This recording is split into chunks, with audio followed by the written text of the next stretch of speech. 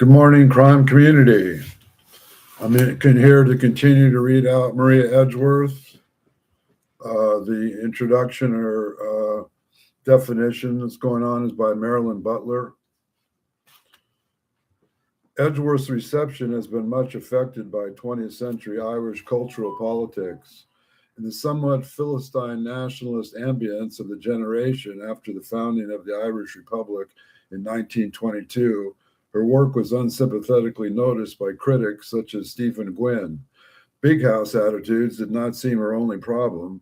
The taint of unionism, the taint of unionism, a cleaving to the English connection, is a failing harder to live down. Again, Edgeworth's unionism has been less often read from her own work than glossed externally through the politics of her family and especially her father.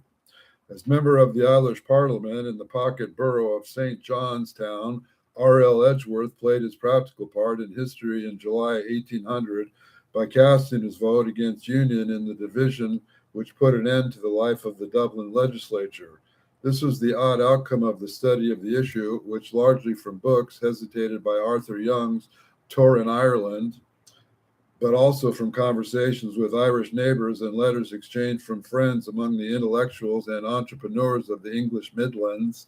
The matter of Ireland's incorporation with Greater or mainland Britain had for the last century been presented as an economic debate within the discourse of classical Machiavellian republicanism.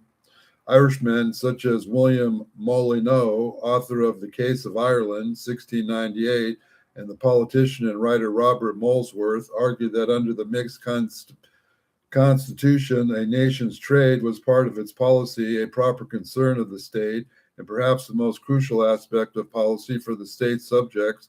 For the many mainstream writers after the 1688 and 89 revolution, the real issues became whether Ireland should remain the first of Britain's colonies, and thus a de facto trading competitor, or incorporate with the heart of what was already termed the empire in the expectation of gaining favored term of trade.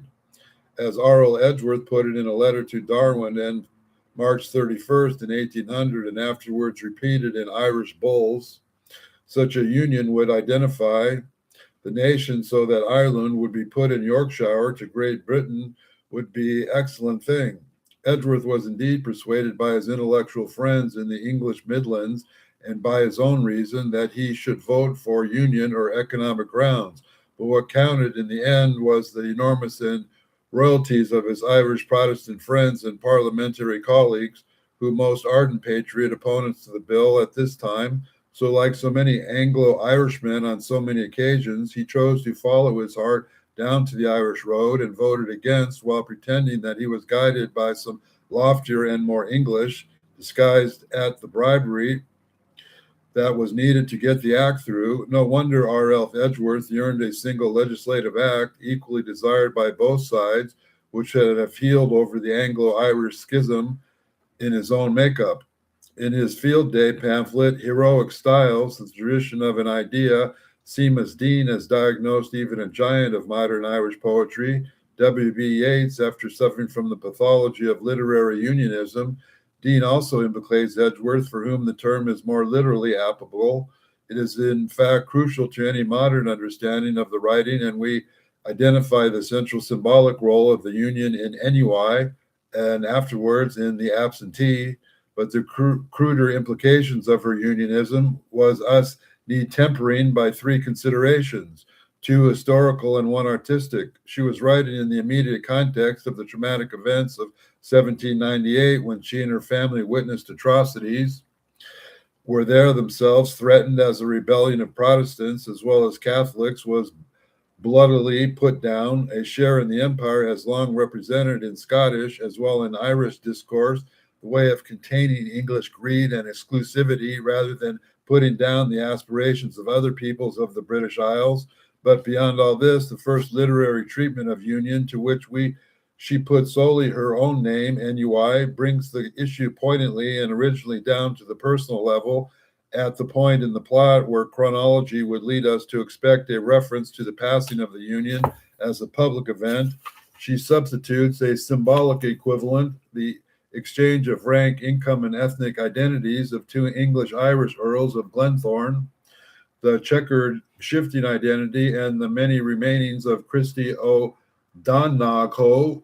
Fantastically, we see in the troubling and merging of Christie and the meltdown of the polarized class and national identities that have divided two characters until now. Edgeworth tackles the problem of the Union in a highly individual style. She makes it the pivot of the theatrical visionary history, distanced from the deep divided Irish politics. As she worked on her own tale, Edgeworth also helped her father to write a more public statement about the post-Union public sphere, which has an intricate and illuminating relationship with NUI, though is through their anonymous review. Edinburgh Review of 1807 put John Carr's superficial travel book, The Stranger in Ireland. The article duplicates some scenes from the tale, such as the boisterous duping of Lord Castlethorpe by the Irish practical jokers and Glenthorpe's own inattentive visit to Kilgarny. The burlesque parts of the review prove more suggestive than the limp equivalents of the tale, since they draw the reader into the witty and bookish Dublin subculture that remains hidden from Carr. When the Edgeworths conclude the article more conventionally with the direct policy debating along liberal, gradualist, Whiggish lines, and is left out of the work of fiction, comparing Edgeworth's two treatments of Carr shows how she is drawn to eclectic materials derived from a very wide cultural and social range, and at the same time how strongly she remains aware of genre and perhaps rather of audience. It is because politics in their semi-hidden form that NUI is so interesting, but the absence from NUI of overt politics, such as the article, is of interest too. A work of fiction may be at once minutely localized in what is represented at the very large of its sense of an audience, is that greatest of Irish books, Joyce's Ulysses, manifestly is the crude explanation for the internationalism of much of Ireland's literature in English. Is the materialist one. The nation of 4 million or so provides a small market to sustain such a steady flow of ambitious literature as that of modern Ireland, but Edgeworth's strange approach to the identity and integrity of her characters and her elaborate procedures to invent a multinational readership suggests that, far from complex needs and motives, are also in play. Because the pattern repeats itself, we may reasonably suspect it occurs naturally in a cultural threatened over the centuries by a large and greedy neighbor. In the late 20th centuries, the dramatic Samuel Beckett, the novelist Brian Moore, and the poet Paul Muldoon have followed the example of Shaw, Wilde, and Joyce and positioned themselves offshore as a tangent to Ireland's own history, the international theme of NUI, and more particularly in Ormond. The polished distancing of social conflict in both have proved with the time of one or more Irish features of Edgeworth's Irish tales. At the time of their appearance, NUI and the Absentee looked intellectually ambitious and learned a style of criticism that prided itself on being philosophical. The reception of the completed Tales of Fashionable Life in 1812 was warmer even then than that of the group which included NUI in 1809. Prestigious journals not normally in accord, the Whig Edinburgh Review, the Tory Quarterly Review, and the Dissenter Eclectic Review, praised the ethnic seriousness of the whole enterprise, but especially the vivacity and accuracy of the two Irish tales through Henry Stephen and William Gifford. Writing in 1809 in the Tory and Anglican Quarterly Review, he renewed an old complaint against the Edgeworths' pointedly secular view on education. In Review of 1812, delivered what was probably the most thoughtful and influential notice of her career as a novelist. It authored was the essay and politician John Wilson Croker, who had briefly been Chief Secretary of Ireland and was now what must have in wartime been a busy office, that of Secretary of the Admiralty. The telling point of Croker's review of his careful distinction between documentary realism and the form of realism still rarer in fiction, the intelligent analysis of the social scene. On both points, he thinks Edgeworth compares well with any contemporary. In this department of manners, we do not know that she has, in the whole circle of literature, a rival except the intimidable author of Gil Blas and Don Quixote, and the discrimination of which the individuals of her persons is preserved through all the varieties of rank, sex, and nation, gives to her story a combined charm of truth and novelty, and creates an interest more accurate than fiction, if fiction is to be called ever excited. The difference between Edgeworth and almost all predecessors is, in effect, that she portrays character as both a question of individual personality and a question of social class. Fully to exercise her abilities, here she seems to need her Irish scene and what is, for the English reader, another place, since this enables her to sketch a national commentary of its complex stratifications. Previous writers had tried to catch Irishness, Croker says, and in doing so, achieved character and her breakthrough lines. In an acuteness discrimination of the various classes of Irish society, our writers have caught nothing but the general feature, and their description, everything that is Irish, is pretty much alike. But to Miss Edgeworth, it was reserved to separate the genius into its species and individuals, and to exhibit the most accurate and yet most derived views that have ever been drawn of a national character. Over the review of the whole, Crocker insists in the importance of Edgeworth's power to analyze or break down to her power to synthesize or combine. She frankly declares that her intellectual excellence rises above the métier of the writer of fiction, and his language is unmistakably that of the natural sciences. To separate the genius into a species and individuals, he sees his modern seeming commitment to detailed, verifiable knowledge playing a considerable part in the development of a strongly utilitarian and distinctly 19th century aesthetic. Once more, the polymath Adam Smith, illuminating, generalizes the issue. Smith left among his papers an essay concerned incidentally with aesthetics and more essentially with the psychology of the reception and construction of knowledge in the social or natural sciences, with two friends, the chemist Joseph Black and the geologist James Hutton, published the posthumous collection of Smith's ungathered papers, Essays on Philosophical Subjects, 1795. They opened the volume with the impressive general essay, The Principles Which Lead and Direct Philosophical Inquiries, illustrated by the history of astronomy. In exploring the psychology of knowledge, primarily in the natural sciences, Smith hopes to adopt a vocabulary that he could have found in Edgeworth or in Burke's Inquiry of the Sublime and Beautiful in 1757. His key terms, surprise and wonder, are associated with the aesthetics and particularly with the pleasures we experience from form and order. With what curious attention does the naturalist examine a singular plant or a singular fossil that is presented to him? He is at no loss to refer it to the general consensus of plant or fossil, but this does not satisfy him. It stands alone in his imagination that it was detached from all other species.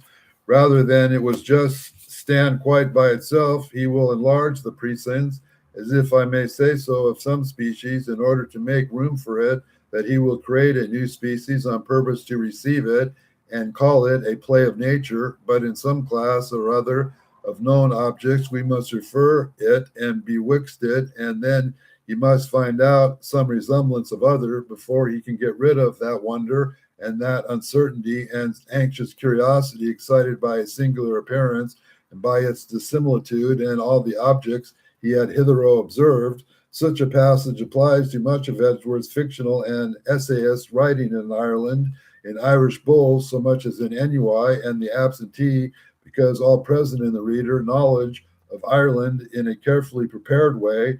In the two tales of fictional hero involve the Ireland, yet ignorant about it, confront something like a ladder of knowledge proposed by Smith.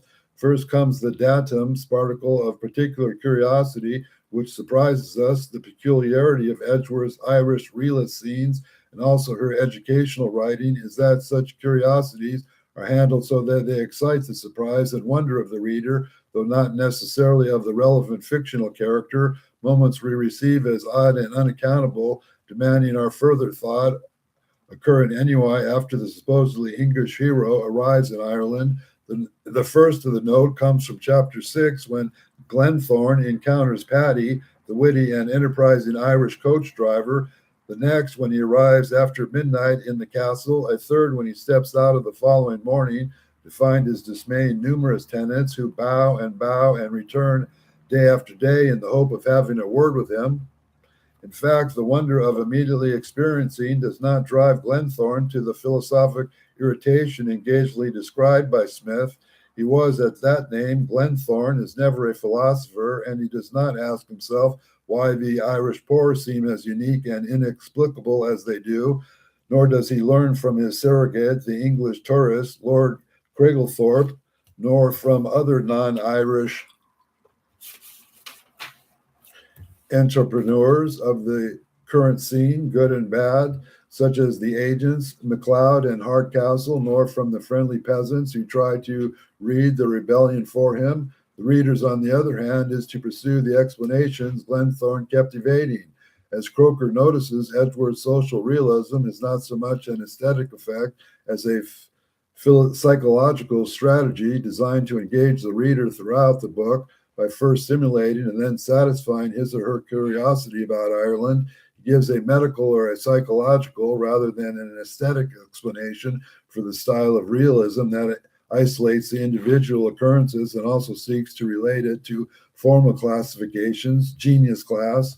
His effort and Edgeworth's to express realism in the terminology of science parallels Smith's to write an astronomy in the language of the arts. Edgeworth's favorable reception must owe a lot to the absence of another active major novelist immediately before Austen and Scott became into the scene, but she also reaped the reward of her Scottish intellectual ambience, which is the basis for economic and utilitarian thinking of the period, provided a middle-class middle ground. Reviewers understood her.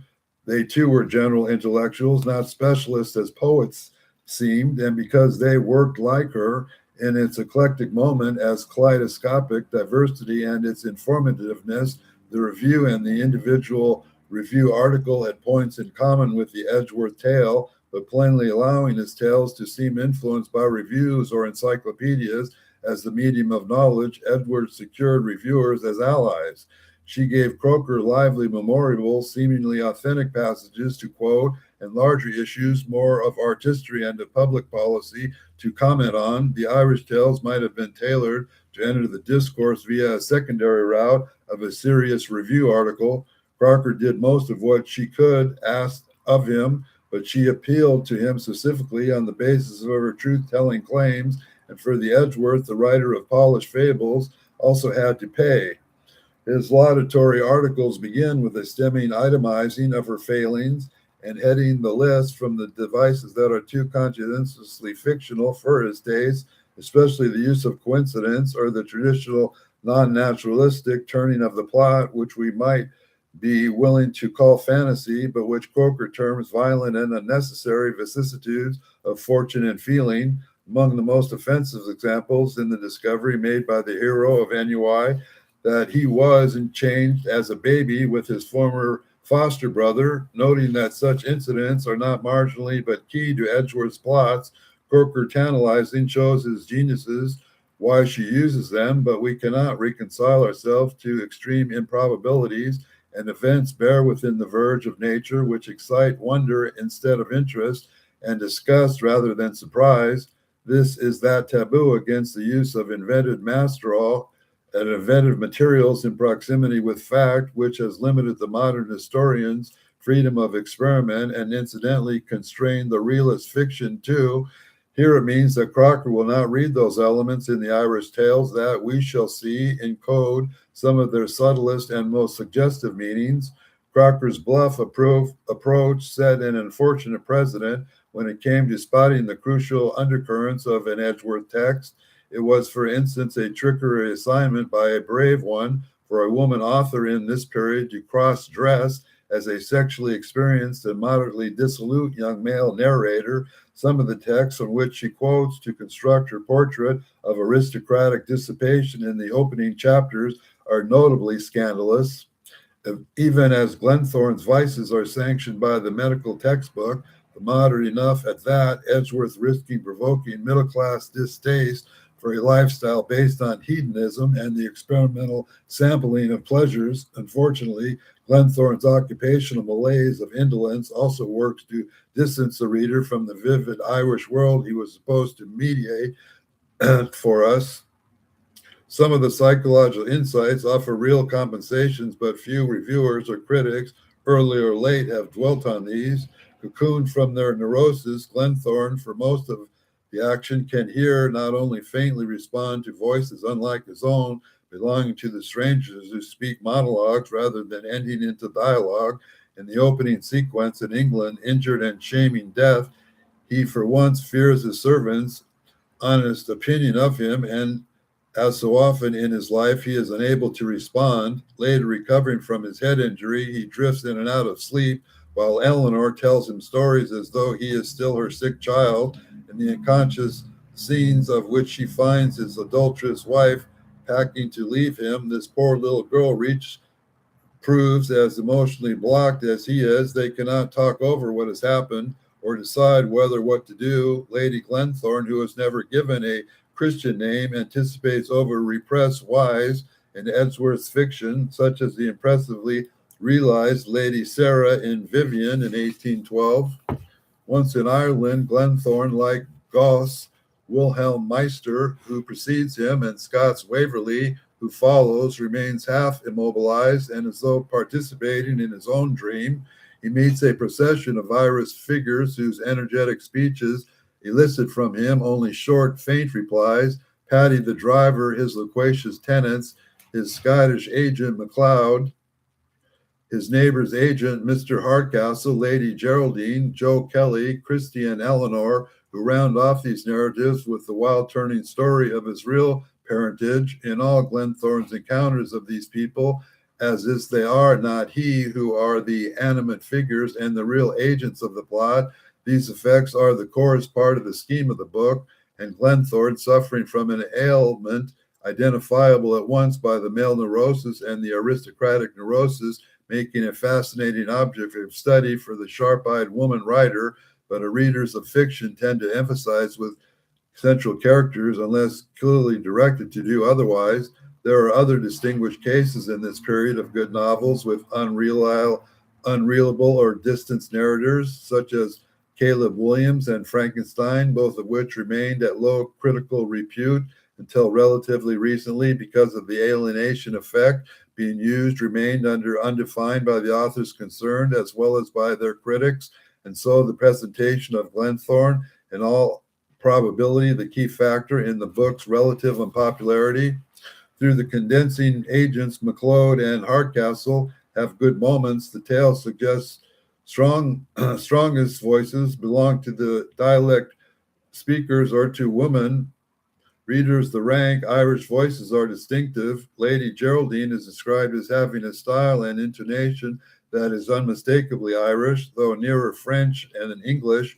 Simply a talker, humorous, and outspoken, she gives Irish upper-class conversation a plausible timbre of indifference. Then it's in some of her conversation now sounds not so much brilliant over assertive. Her status as an Irish patriot and spokesperson is established clumsily and schismatically by her speeches against the slavish copying of English visitors merely because they are English, and her teasing of Craiglethorpe has none of the wit of the Irish literary warfare of the 1770s, in which it is remotely based. On the other hand, the scene with Geraldine, an Irishwoman, receives the proposal of Glenthorne, an Englishman, and to his astonishment refuses him, is one of those satisfying upsets in the favorites form by which novelists of the period, Francis Burney, Robert Bage, Austen, and Edgeworth, lightly carried society's structures of power. It is a more special to Edgeworth that Glenthorne meets Geraldine between 1796 and 1798, when Anglo-Ireland was toppled with Irish nationhood is asserting itself. Her name links her to the Fitzgeralds or Geraldines, for centuries a dominant aristocratic family in the Irish Midlands, where the Edgeworths lived. This is a bold move, since it is also to be a reminder of the highest-ranking United Irishman, Lord Edward Fitzgerald, who died in prison after his capture in the 1798 rebellion. Geraldine's strongly personality may suggest that of Fitzgerald's Irish French wife, Pamela. The Fitzgerald Association, also complex one in post-Union Ireland, a family long since Protestant, whose most relevant recent representative was pro-Catholic and pro-French to the point of Jacobism, and also the line of the assertive Earls of Kildare, whose first prominent representatives reached Ireland, and the Anglo-Norman Earl Strongbow in 1170. Geraldine dominates the book's central chapters by refusing to marry Glenthorne. She anticipates her own later rejection of his estate, name, and title. At this point, Edgeworth's mannered artificial plotting, her use of repetition and duplication, as well as coincidence, sweeps most of the leading characters into a roundabout where they stay for the rest of the action. Geraldine's new husband, Cecil Devereux, seems very like a professional man. Glenthorne becomes after he has lost his fortune. A further oddity is that Cecil comes close to sharing a name with Glenthorne's second wife, Celia Delamere. Glenthorne does just this when he changes his surname for a third time to Cecilia's. Meanwhile, Geraldine and Cecilia also sound alike in a different sense.